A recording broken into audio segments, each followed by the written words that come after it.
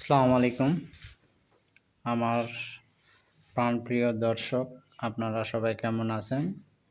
আশা করি ভালো আছেন এবং ভালো থাকায় প্রত্যাশা করি। জানি না আমার ব্লগগুলো কেমন হয়। অবশ্যই আপনাদের দেখার জন্য কষ্ট করে ব্লগ বানাই।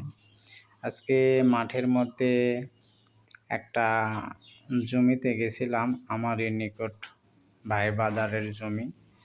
মরিচের ক্ষেত দেখে লোভ সামলাইতে পারলাম না, এই কারণে মরিচের ক্ষেতে গেলাম যে কীরকম মরিচের গাছ।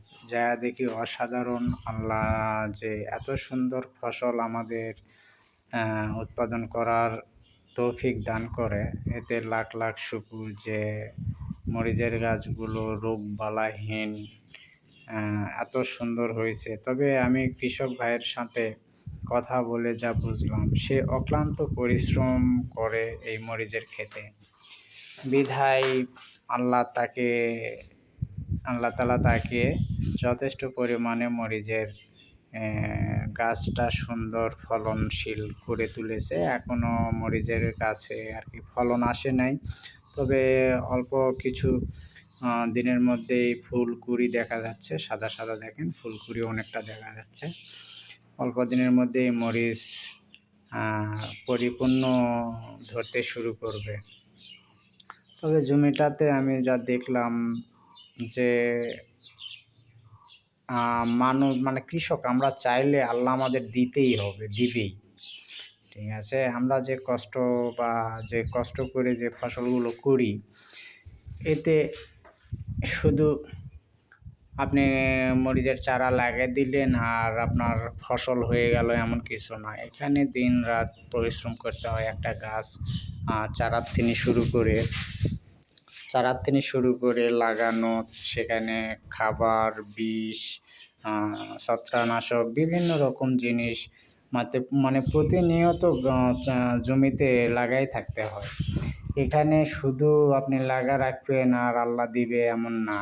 আপনার শ্রম দিতে হবে, সেখানে সময় দিতে হবে এবং প্রত্যেকটা ধাপে ধাপে তার পরিচর্যা নিয়মিতভাবে করতে হবে। মরিচের ফসল এমনই, আমি জানি যে মরিচের ফসলে অনেক শ্রম দিতে হয়।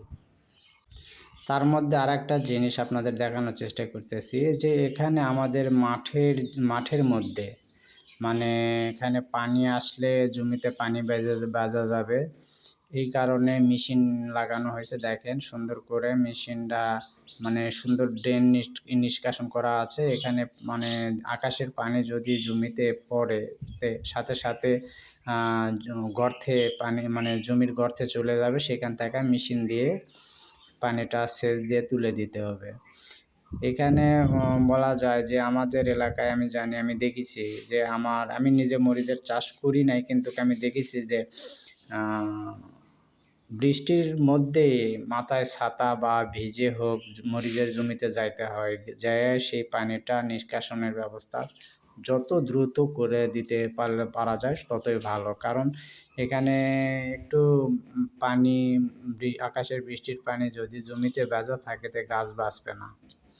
দেখেন একটা গাছ, আমি জমিটা ঘুরে ঘুরে দেখানোর চেষ্টা করতেছি। প্রত্যেকটা গাছে একটা করে খুঁটি দেওয়া আছে, খুঁটিতে সুন্দরভাবে মানে বাঁধা দেওয়া আছে যে কোনো সময় আকাশের বৃষ্টি ঝড় বাতাসে যেন গাছটা ভেঙে না যায়।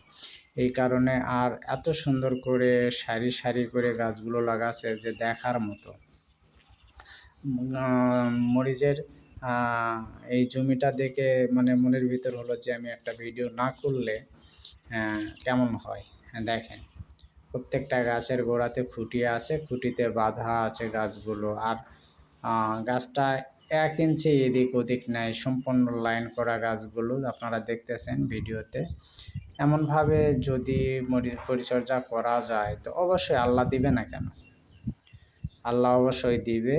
আমাদের চেষ্টা আর তার রহমত অবশ্যই আমাদের মধ্যে আসবে। দেখেন শুরুতে বলতেছি, আর এখানে পাশে একটা জমিতে ধান কাটতেছে। দেখেন আপনাদের ধানগুলো দেখায় কি অবস্থা। কৃষকেরা যে এত শ্রম করে এবার বেশি বৃষ্টির কারণে ধানগুলো অনেকটা পানিতে হয়ে গেছে। তারা বলতেছে যে, "ভাই আমাদের অনেক কষ্ট হচ্ছে ধান কাটতে।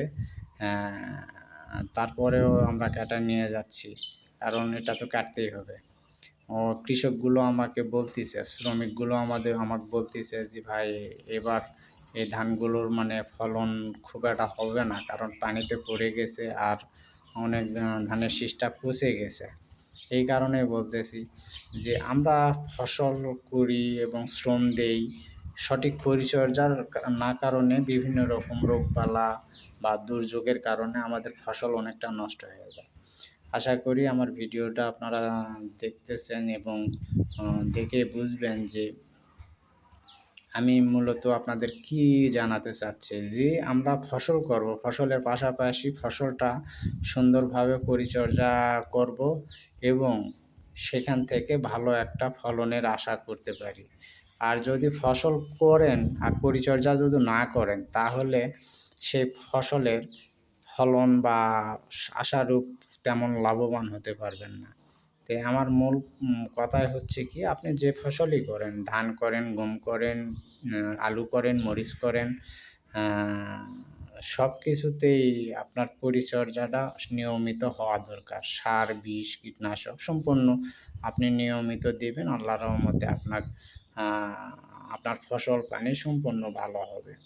এই যে দেখেন এই জমিটাতে হয় যে কিছু যেন বেশি হয়েছে। হওয়ার কারণে দেখেন ধানগুলো মানে কেমন যেন ভোকসা হয়েছে। মানে খুব ভালো ফলন হবে না। আর একটু বাতাসের মধ্যে ধানগুলো সম্পূর্ণ পড়িছে। কৃষকেরা ওটাই বলতিছে, মানে শ্রমিকগুলো ওটাই বলতিছে আমাকে যে, "ভাই ধানটা খুব ভালো ফলন হবে না, নষ্ট হয়ে গেছে। তারপরেও ঘরে নিতে হবে, এইজন্যে কাটা হচ্ছে।" তো জানি না ভাই আমার ভিডিওটা কেমন হয়েছে? অবশ্যই ভিডিও ভালো হলে লাইক, কমেন্ট, শেয়ার করবেন। আপনাদের গ্রামের যে প্রান্তিক কৃষকের ফসলগুলো কীরকম হয় বা কীরকম করা যায়, এটাই জানানোর জন্য আমি আপনাদের ভিডিওটা বা ব্লগটা করলাম। অবশ্যই আশা করি এই ভিডিওটা দেখে আ লাইক, কমেন্ট, শেয়ার করে দিবেন।